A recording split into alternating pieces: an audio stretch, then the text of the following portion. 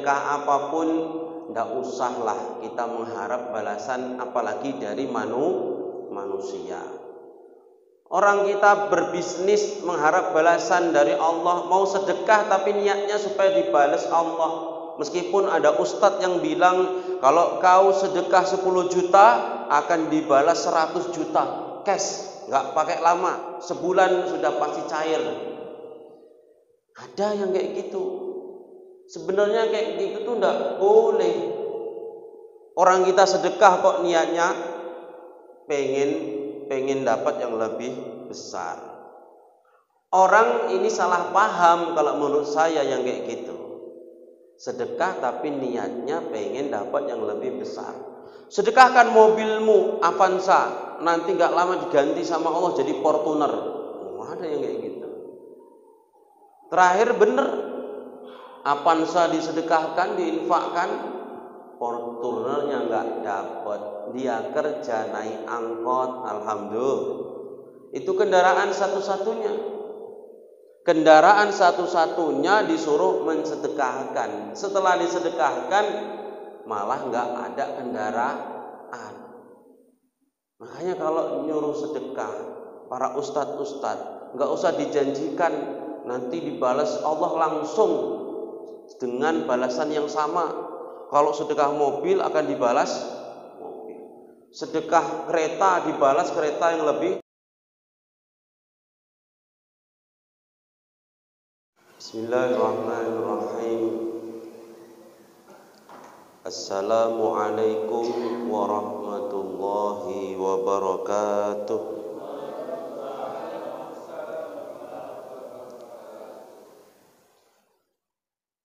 Alhamdulillah alladzi wa'ada lil muttaqin al-jannata allati fiha na'imun muqim. Asyhadu an la ilaha illallah wahdahu la syarika lah wa asyhadu anna sayyidana Muhammadan abduhu wa rasuluhu ad-da'i ila ad-dinil qawim. Allahumma salli ala sayyidina Muhammadin wa ala alihi wa ashabihi alladhina ihtadaw ila sabilil mustaqim, amma ba'd. Yang kami hormati Bapak Ketua BKM Masjid Babus Salam beserta pengurus yang hadir pada pagi hari ini. Yang kami muliakan para asatid, para tuan guru, para orang tua kami, serta seluruh jamaah salat subuh Bapak Ibu yang dimuliakan Allah. Pertama, marilah sama-sama kita bersyukur kepada Allah dengan mengucapkan alhamdulillahi rabbil alamin, yang mana setiap keadaan kita patut kita syukuri. Salawat beriring salam semoga selalu tercurahkan kepada Nabi besar Muhammad sallallahu alaihi wasallam yang selalu kita harapkan syafaatnya di hari kiamat. Bapak Ibu yang mulia, bulan suci Ramadan disebut dengan bulan ibadah. Ibadah-ibadah sunnah maupun ibadah yang fardu, pahalanya dilipat-lipat gandakan. Ada yang ibadah sunnah ketika dilakukan seperti sholat 2 rakaat saja di bulan suci Ramadan ini, maka imbang dengan melaksanakan 2 rakaat sholat fardu. Sholat sunnah kita lakukan, pahalanya sama seperti kita melakukan 2 rakaat sholat sunnah di luar Ramadan. Bagaimana dengan sholat yang fardu seperti sholat subuh? Sedekah yang kita lakukan di bulan suci Ramadan pastinya pahalanya dilipat-lipat gandakan.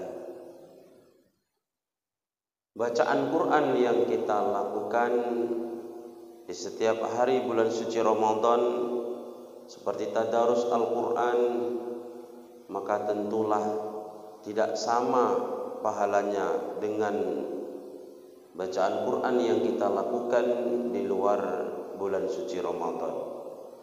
Tasbih, tahlil, tahmid yang kita baca ketika puasa Ramadan juga berbeda pahalanya dengan tahlil, tahmid, tasbih di luar Ramadan. Maka alangkah baiknya jika bulan suci Ramadan ini kita penuhi dengan kebaikan-kebaikan. Bapak Ibu yang mulia, tentang sedekah, Nabi SAW adalah manusia yang paling dermawan. Kana ajwadan nas.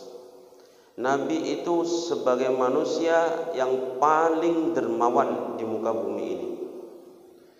Tapi lebih dermawan lagi jikalau di bulan suci Ramadan.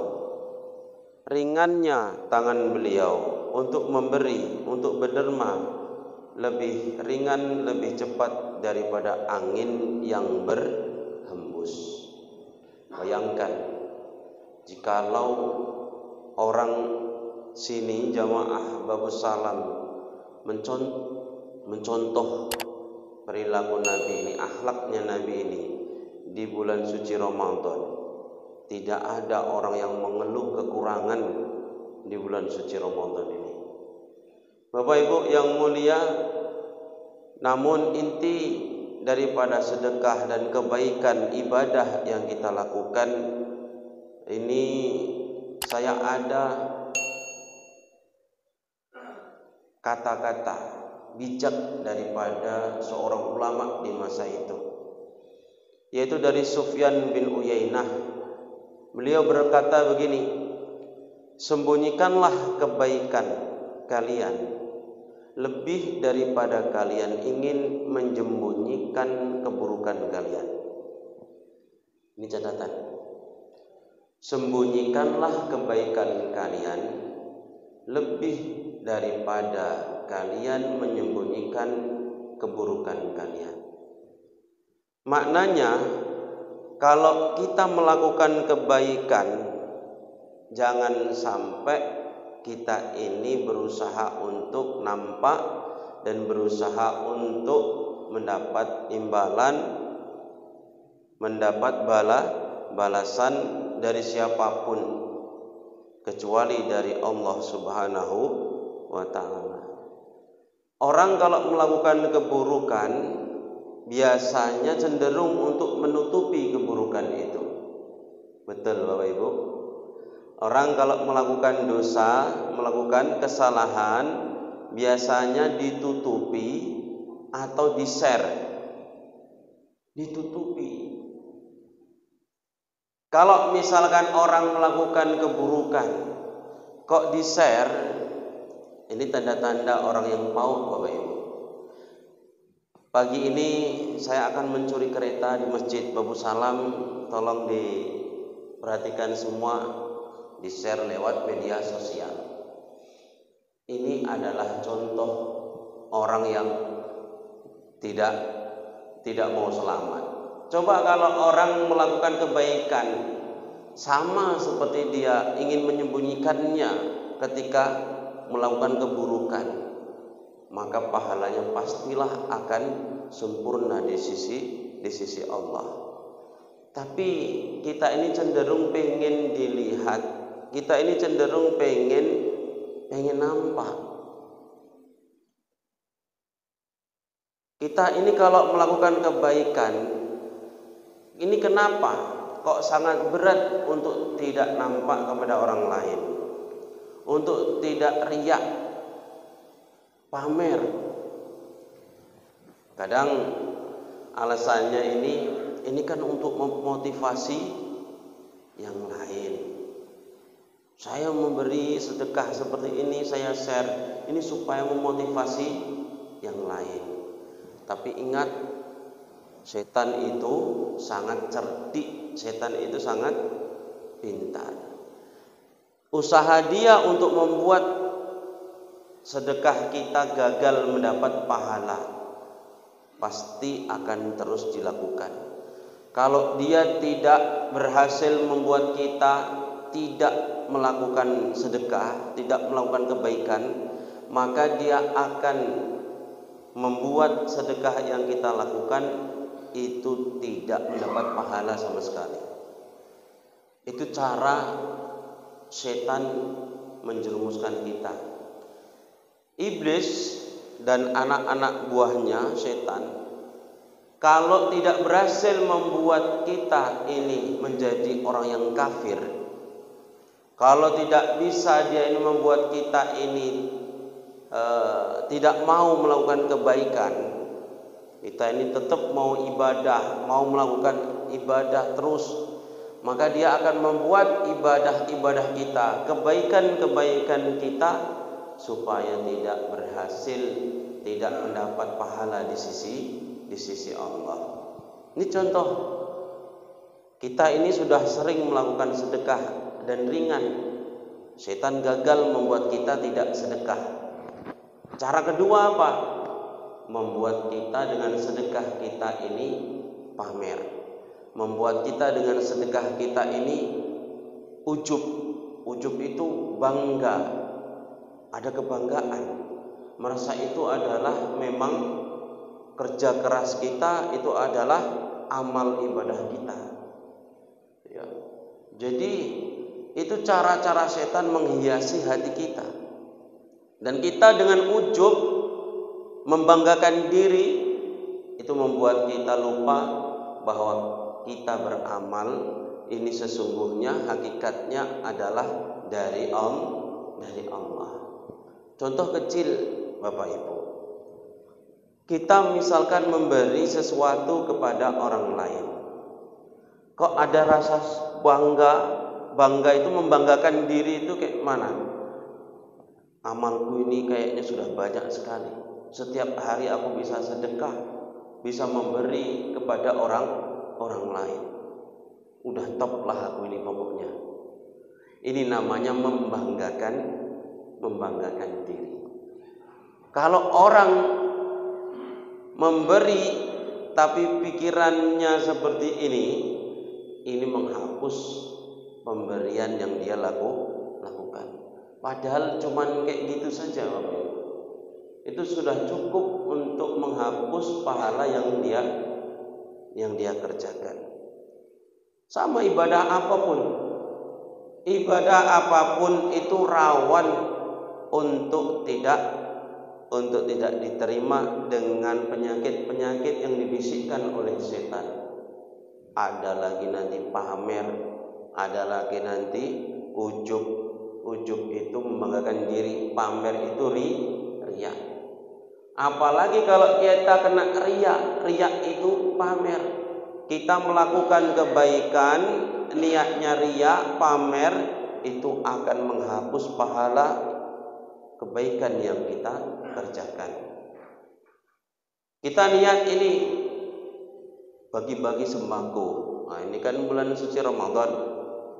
Banyak di antara kita melakukan sedekah ini karena memang bulan Ramadan ini orang itu merasa ringan untuk melakukan sedekah. Itu sesuai dengan hadis Nabi tadi, karena memang kita ini kayak manapun fitrah kita akan suka melakukan kebaikan, terlebih di bulan suci Ramadan. Nabi saja kalau di bulan suci Ramadan itu lebih dermawan daripada sebelum Ramadan. Sama kita pun seperti itu. Nah, kita pun seperti itu. Makanya banyak di bulan Ramadan ini orang-orang banyak memberi, entah itu berupa makanan, entah itu berupa donasi materi, pastinya lebih banyak daripada selain Ramadan. Bapak Ibu yang mulia, kalau kita memberi kemudian kita tampakkan ke orang lain. Ini kalau ada orang memberi kemudian dengan sengaja dia ini pengen supaya yang dilakukan ini adalah kebaikan yang ya di mata orang lain itu ya memang harus diakui, dan supaya dia ini dipuji oleh orang lain. Orang karena dia ini memberinya itu sudah niatnya begitu, itu sudah pasti tidak akan mendapatkan balasan dari Allah Subhanahu wa ta'ala. Ini ada kisah menarik Bapak Ibu. Orang dengan memberi tapi dia mengharap balasan dari orang lain. Ini penyakitnya orang memberi itu. Satu, riya, ada ujub, kemudian dia mengharapkan imbalan dari orang lain. Ada kisah. Ini contoh kecil saja. Dulu ada seorang santri. Santri ini yang satu ikhlas, yang satu tidak ikhlas. Artinya dia memberi itu memang mengharapkan balasan. Santri yang ikhlas ini ketika panen ubi, jadi namanya santri itu kalau sudah di sana itu meskipun sudah berumah tangga Bapak Ibu, dia itu tetap santri di mata gurunya. Dia itu memposisikan dirinya itu ya tetap santri kayak ketika mondok. Bukan kayak di sini. Santri-santri pesantren modern tuh banyak ketika waktu di pondok dia santri. Tapi kalau sudah keluar dari pondok dianggapnya sudah nggak santri lagi. Ketemu ustadznya di luar udah nggak mau menyapa lagi. Kalau di Jawa itu meskipun sudah berumah tangga, setiap tahun itu didatangi pondok itu Bapak Ibu. Setiap tahun, setiap Ramadan, setiap raya itu datang ke rumah kiainya. Cuman apa? Untuk bahasanya di sini apa? Royoyoan. Royoyoan itu apa? Sungkem. Di tempat Mbah Mun itu kalau waktu hari raya itu kami ngantri hari raya pagi siap sholat id. Ngantri itu dari mulai gang sampai jalan besar sampai menuju rumah beliau itu penuh antrian. Cuman mau sungkem salam-salaman ngantri. Ya, terakhir kami ada yang ngambil waktu malam, waktu takbiran supaya paginya nggak kepenuhan tempatnya. Singkat cerita, santri ini panen ubi. Kemudian seperti biasanya di sana kalau panenan pun ingat sama gurunya. Terakhir dibawalah ubi ini ke tempat kiainya. Dipikul, zaman dulu dipikul, belum ada angkot, belum ada kendaraan banyak seperti sekarang ini, orang kampung. Sampai di rumah kiainya, Assalamualaikum. Waalaikumsalam. Loh Ahmad, gimana kabarnya Mat? Baik Pak Kiai. Ada perlu apa? Alhamdulillah Pak Kiai, ubinya panen. Jadi ini sekedar untuk Pak Kiai sedekah. Oh ya, terima kasih ya Mat ya. Ini langsung ditaruh di belakang Mat, tolong ya Mat ya. Nggih Pak Kiai.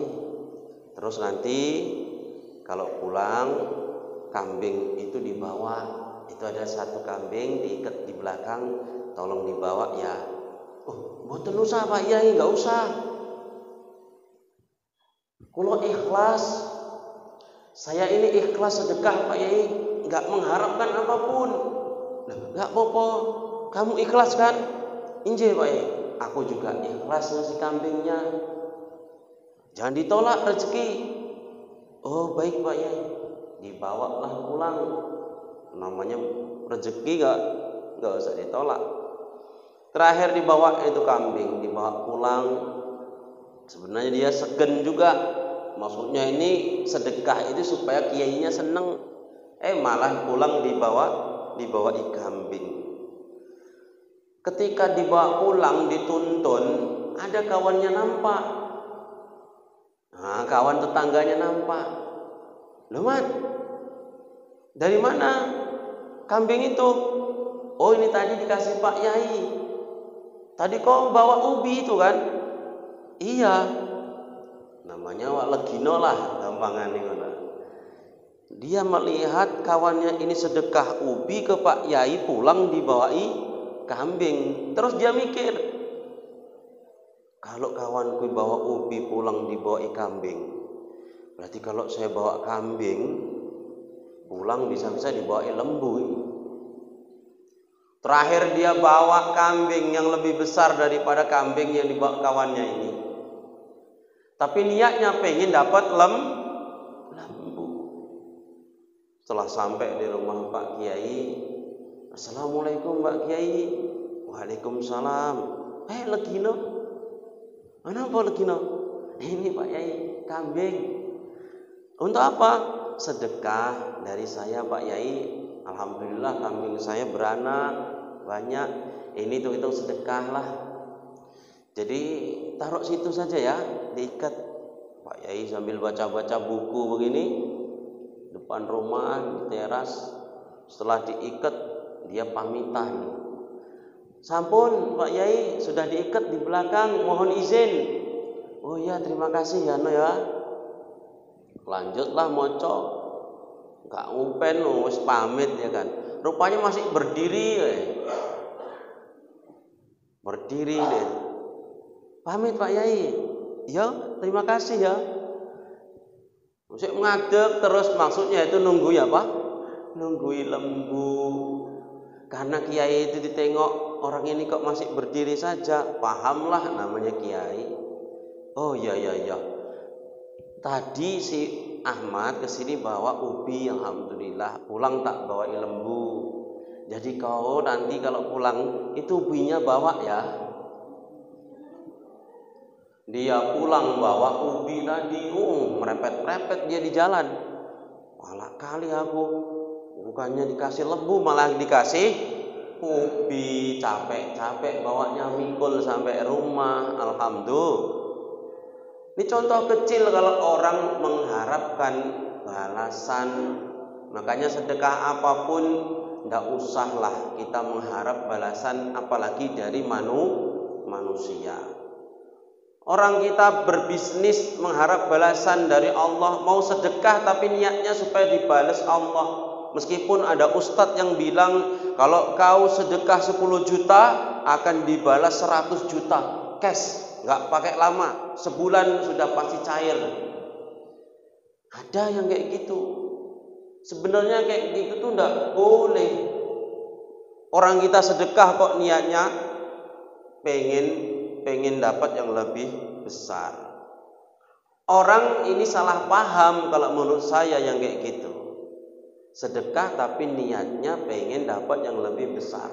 Sedekahkan mobilmu Avanza, nanti gak lama diganti sama Allah jadi Fortuner. Ada yang kayak gitu. Terakhir bener, Avanza disedekahkan, diinfakkan, Fortunernya nggak dapat. Dia kerja naik angkot, alhamdulillah. Itu kendaraan satu-satunya. Kendaraan satu-satunya disuruh mensedekahkan. Setelah disedekahkan malah nggak ada kendaraan. Makanya kalau nyuruh sedekah para ustadz nggak usah dijanjikan nanti dibalas Allah langsung dengan balasan yang sama. Kalau sedekah mobil akan dibalas mobil. Sedekah kereta dibalas kereta yang lebih, bahkan jadi mobil 10 kali lipat. Ayatnya memang kayak gitu. Tapi janganlah pula itu dibalasnya langsung di dunia. Ya kok kalau dibalasnya di akhirat kayak mana? Orang harapannya dibalas di dunia. Orang yang melakukan amal terus dibalasnya di dunia langsung, itu cuman orang kafir. Orang kok melakukan kebaikan, sedekah, memberi ini bantuan, donasi, kok dibalas langsung di dunia, itu cuman orang kafir. Kalau orang beriman balasannya ada dua, di dunia juga di akhirat. Kok kita malah pengen kayak orang kafir jadinya, pengen dibalas cuman di dunia saja. Ada seorang ulama, dia itu pakaiannya mewah, makanannya pun nggak mau kalau enggak makanan yang enak-enak, kendaraannya pun kendaraan yang bagus-bagus. Suatu hari dia jalan-jalan di pasar itu dipajak, lewat begitu dia pakai kendaraan yang bagus, kudanya pun yang paling mahal, pakaiannya pun yang mahal, mewah. Melewati orang Yahudi, yang orang Yahudi ini katakanlah ya pakaiannya pun kurang bagus, namanya orang miskin. Terus dia bertanya sama ulama ini, wahai Syekh, saya ini nggak terima, kayaknya nggak bener Nabi berkata, katanya dunia ini adalah penjara bagi orang mukmin, surga bagi orang kafir. Ya, dunia ini adalah sijnul mukmin. Sijnul mukmin itu penjaranya orang mukmin. Ya. Katanya dunia ini penjaranya orang mukmin. Ya. Bal jannah jannatun lil kafir, surga bagi orang kafir. Tapi ku tengok kamu pakaiannya lebih bagus dari pakaianku. Kendaraanmu pun mewah. Kau pun lebih kaya dariku. Jadi kayaknya nggak bener kata nabimu itu. Loh, kamu jangan salah. Orang mukmin meskipun pakaiannya kayak saya ini, meskipun aku punya duit banyak, kendaraanku bagus-bagus, tapi saya ini kayak di penjara. Meskipun duitku banyak, tapi aku nggak bisa membeli makanan yang seperti kamu makan. Kamu makan bebas, mau halal, mau haram, kamu makan semua. Kami makan dibatasi. Kami makan kalau nggak halal nggak boleh. Kami juga mau berhubungan badan harus sama istri saja. Kalau orang yang kafir melakukan perbuatan itu mungkin bebas, tapi aku mau berzina tidak boleh. Meskipun uangku banyak, nggak bisa aku asal-asalan beli perempuan untuk berbuat zina. Meskipun duitku banyak, aku mau minum khamr kayak kalian, itu pun nggak bisa, ditahan, nggak boleh. Meskipun duitku banyak, aku nggak bisa asal-asalan menggunakan uangku ini di jalan yang tidak baik.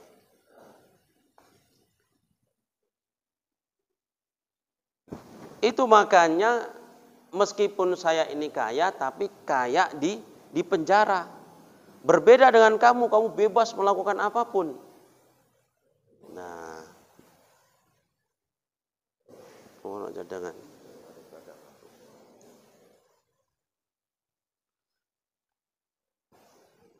Jadi kalau kita orang yang beriman, memang meskipun kita ini nampaknya enak, tapi tetap ada larangan. Orang kafir melakukan kebaikan langsung dibalas di dunia. Nah, ini contoh. Misalkan ada orang, mohon maaf, non muslim, ada gempa bumi, dia bantu. Ada tsunami, dia bantu donasi. Bahkan bantuannya lebih banyak daripada kita orang yang beriman. Allah itu maha adil, langsung dibalas kebaikannya itu di bumi, di dunia ini, nggak nunggu nanti di akhirat, di dunia ini, karena dia orang tidak beriman. Nah, ini bedanya dengan kita orang yang beriman. Kalau kita orang beriman, di dunia dibalas, di akhirat juga dibalas. Kembali kepada kalimat dari ulama tadi, sembunyikanlah kebaikan kita ini lebih daripada kita ingin menyembunyikan keburukan yang kita lakukan. Pokok kalau kita mau melakukan kebaikan dari hati ini harus ditata betul-betul, Bapak Ibu. Dari hati ini harus benar-benar ditata. Ya, kita bilang saja ini dari Allah. Saya bisa kerja ini karena diberi kemudahan Allah. Kemudian saya kasih, saya dermakan, ya ini saya niatnya karena Allah. Selesai. Kata guru saya Gus Baha itu, orang kalau sedekah, orang kalau memberi, kalau enggak ikhlas, itu malah bodoh-bodohnya orang. Orang kalau memberi enggak ikhlas, itu malah sulit. Loh, kok bisa? Karena dengan dia pengen dibalas, pengen dipuji dari manusia, ini beban. Dia mengharapkan suatu balasan dari yang tidak jelas. Dia mengharapkan balasan dari seseorang yang belum jelas mampukah dia membalas. Pokoknya kalau kita melakukan kebaikan, memberi, kok pengen dibalas, sudah pasti jawabannya cuma satu. Kecewa. Itu sudah pasti. Kalau kita mengharapkan dari manusia. Ya sudah, ini dari Allah, kemudian saya berikan. Ini karena Allah. Selesai.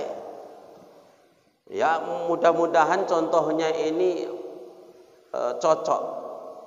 Bapak Ibu yang mulia, setiap harinya pasti kita ini buang air besar kan? Iya kan?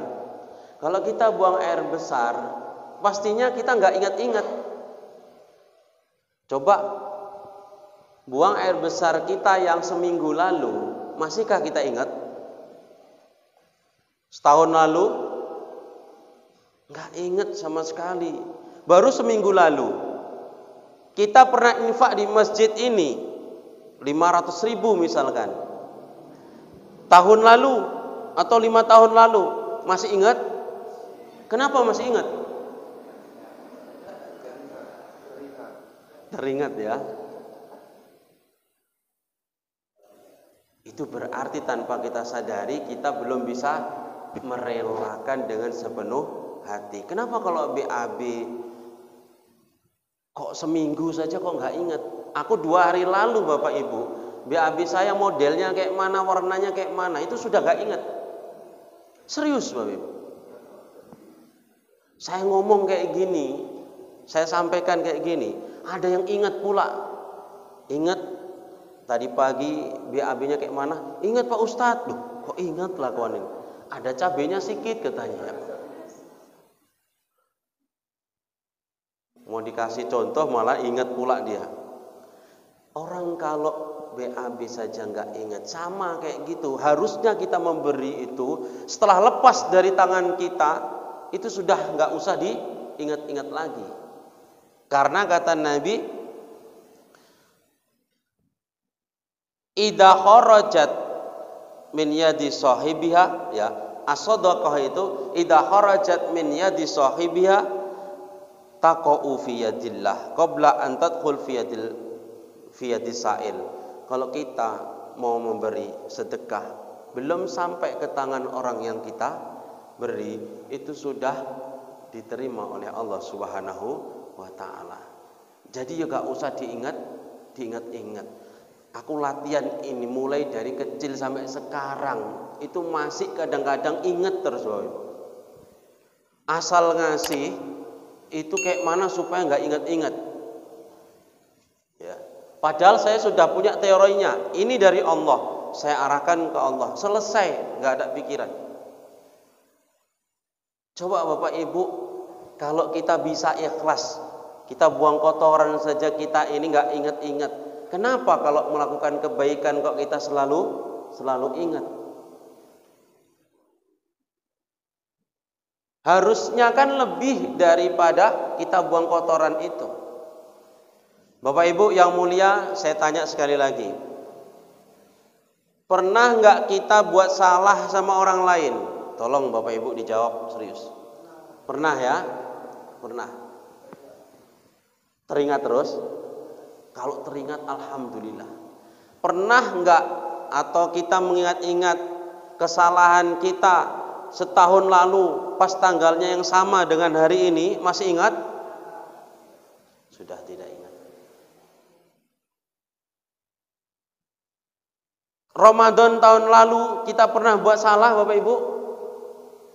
Pernah enggak Ramadan tahun lalu di bulan Ramadan kita pernah buat salah sama istri kita, pernah buat salah sama anak kita, sama tetangga kita? Masih ingat Ramadan tahun lalu? Masih Ramadannya perbuatan salah kita?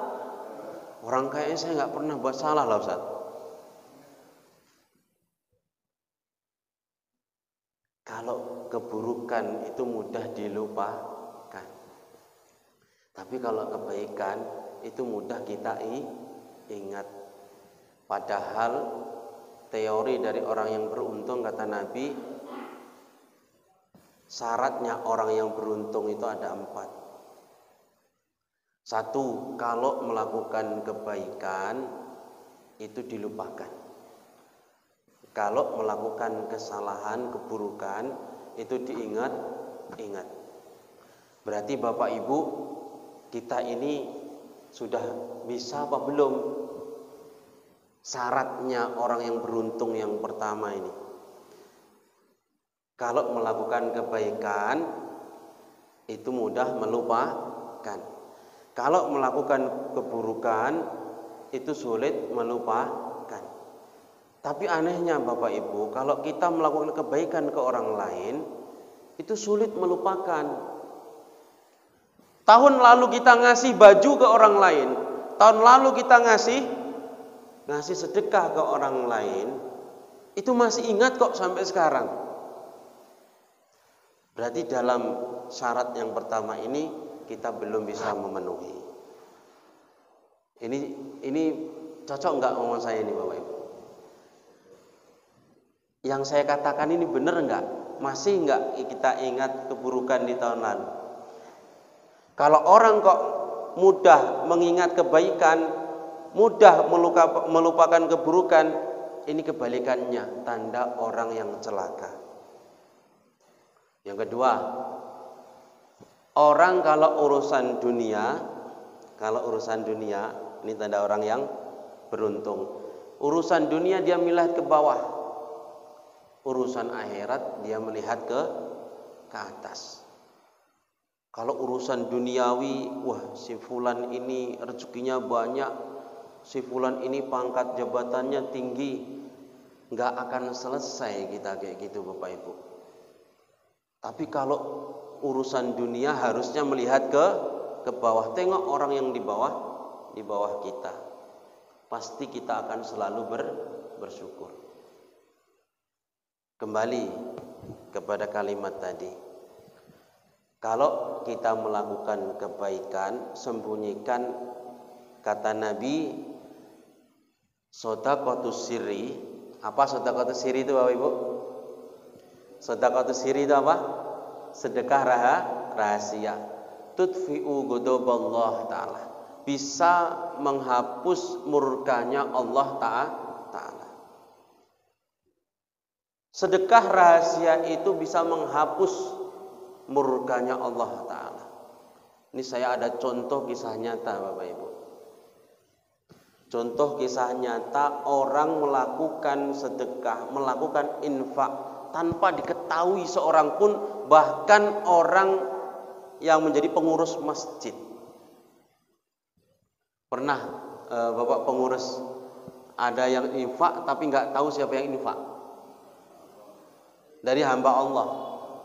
Ya, maksudnya hamba Allah tapi ngerti orangnya kan? Tahu orangnya, nampak orangnya. Ada di masjid di Mencirim. Itu saya tanya-tanya waktu siap acara, begitu saya tanya sama Ustadz yang kebetulan pengurus ketua BKM. Ustadz, ini sejarahnya masjid ini kayak mana? Oh, ini dulu satu kapling Ustadz, ini musola. Jadi donaturnya ini beli satu kapling, dikasihnya duit, dititipkan orang, suruh membangunkan musola di situ. Baru beli lagi tanah sebelahnya satu kapling, beli lagi tanah sebelah satu kapling, jadi 3 kapling. Ketika bikin musola itu orang kan dititipkan. Waktu ditanya, Pak ini dari siapa? udah dari hamba Allah. Orang kepercayaannya ini pun betul-betul bagus, amanah, nggak mau dia ngasih tahu. Terakhir dia taunya itu, pengurus masjidnya tahu itu karena usul sama yang orang yang dititipi ini, kasih nama apa ini? Udah kasih nama At-Taufik saja, itu nama orangnya. Celetus dia. Namanya At-Taufik, Pak Taufik. Jadi kasih nama At-Taufik. Itu pun tahu orangnya, Bapak itu marah. Kok nama saya pula disebut-sebut di situ? Udah kadung jadi. Tapi orangnya nggak nampak, pengurus masjid ini nggak tahu Pak Taufik yang mana. Cuman orang yang ini bilang, Bapak itu marah karena namanya saya sematkan di masjid ini. Perlu bantuan apa lagi? Tahu-tahu ada lagi dikasih untuk bangun ini. Kadang orangnya itu nyamar naik Vespa gitu katanya, keliling-keliling nengok masjid yang dibiayainya. Cuman orang nggak tahu kalau itu yang bikin masjid itu. Sampai orang yang dititipi itu tadi, orang kepercayaannya meninggal, pengurus masjid itu nggak jumpa juga sama orangnya, nggak mau dijumpai, nggak mau ditaruh namanya di situ. Terakhir mau bikin suratnya itu kesulitan karena orangnya nggak mau ditemui, kan harus atas nama wakifnya harus tanda tangan. Jadi nggak jumpa cuman mau tanda tangan. Saking ikhlasnya, saking nggak mau diketahui kebaikannya. Sampai sekarang belum pernah jumpa pengurus masjid itu. Padahal masjidnya musolanya tadi sudah jadi masjid. Kabarnya Bapak ini sudah bikin masjid banyak sekali dan sama nggak ada yang tahu pengurusnya. Ada yang kayak gitu di dunia ini. Saya diceritai kayak gitu, ya Allah, saya nyumbang masjid 200.000 saja aku suruh nyatet sama panitia pembangunan, disuruh nginfokan lagi. Ini orang bikin masjid sampai jadi, nggak mau disebut namanya sedikit pun, nggak mau diketahui sedikit pun. Ini loh yang nanti di akhirat kan ada 7 golongan yang akan dinaungi oleh Allah. Ingat Pak, 7 golongan yang akan dinaungi oleh Allah. Yauma la dhilla illa dhilluh. Di hari tidak ada naungan kecuali dari Allah. Salah satunya apa? Rajulun tasaddaqa bi shadaqatin akhfaha hatta la ta'lama shimaluhu ma tunfiqu yaminuhu. Seorang laki-laki yang bersedekah dengan sedekah yang disamarkan sehingga tangan kanan memberi, tangan kiri tak tahu apa yang diberikan tangan kanan. Ini bukan maksudnya tangan kanan ngasih, tangan kiri dibalik punggung, ini bukan. Ini adalah kata-kata samaran untuk orang yang sedekah secara rahasia. Saking rahasianya orang terdekat pun tidak tahu. Ini kan tangan ini sudah satu pasang. Tepuk tangan harus 2 tangan. Ya. Satu garuk, satu garuk. Ini adalah anggota badan yang berpasangan. Tapi ketika ini melakukan kebaikan, kok ini sampai nggak tahu? Ini berarti saking rahasianya. Nah, ini semoga kita bisa mencontoh Bapak itu. Mumpung belum siap Ramadan ini, kalau sedekah semoga kita bisa sedekah secara rahasia. Tahu-tahu orangnya senang mendoakan yang memberi. Sedekah rahasia ini yang paling tinggi. Sedekah rahasia lagi yang penting nggak ada orang tahu, cuman dia sama orang yang dikasih yang tahu. Ada dulu di zaman Nabi Dawud, ini untuk pemungkas dari pertemuan kita pagi ini. Di zaman Nabi Dawud itu ada kawannya Nabi Daud datang ke rumah mau ngundang pernikahan. Tapi ternyata pas itu pula malaikat Israel datang. Kata malaikat Israel, wahai Nabi Daud, kawanmu di sampingmu itu umurnya tinggal 6 hari. Umurnya tinggal 6 hari. Padahal 6 hari lagi kawan ini mau nikah. Nabi Daud kebingungan, ku sampaikan apa enggak ini? Kasihan kali kalau disampaikan, dia pasti ini sangat ketakutan, sangat sedih. Akhirnya diam saja ditengok. Rupanya sudah 6 hari enggak ninggal.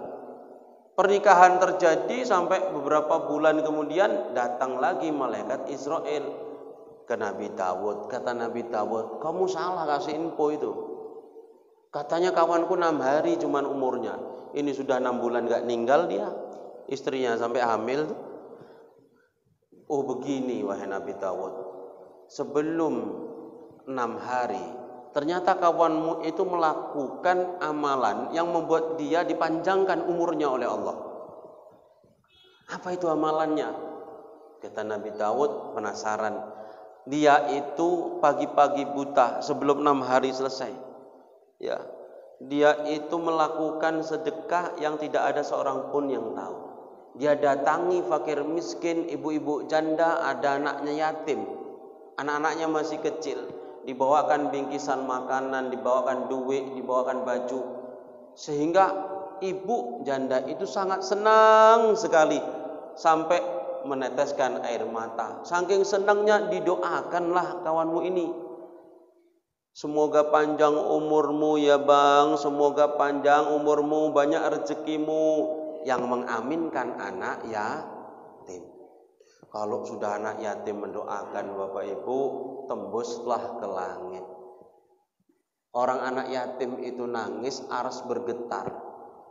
Doa anak yatim langsung didengar. Terakhir karena itu dipanjangkan umur kawanmu ini 1 hari dikalikan 10 tahun. Jadi berapa tahun Bu? 6 hari dikali 10 tahun berapa tahun? 60 tahun gara-gara itu. Ini manfaat sedekah rahasia. Terlepas daripada kita nge-share sedekah kita atau kebaikan kita itu memang untuk supaya dicontoh orang lain, tapi ada kalanya sedekah yang kita rahasiakan. Kalaupun ada yang kita share untuk supaya dicontoh orang lain, harus ada sedekah yang benar-benar tidak diketahui oleh orang lain. Ini semoga menjadi motivasi kita. Artinya begini, jangan semua yang dikasih itu diketahui orang lain. Ada juga yang memang benar-benar rahasia. Barangkali yang kita lakukan dengan rahasia itulah yang menjadi asbab kita diridhoi oleh Allah Subhanahu wa taala. Demikian mungkin bisa disampaikan. Terima kasih atas segala perhatian. Mohon maaf atas segala kekurangan. Usikum wa nafsi bitaqwallah. Wassalamualaikum warahmatullahi wabarakatuh.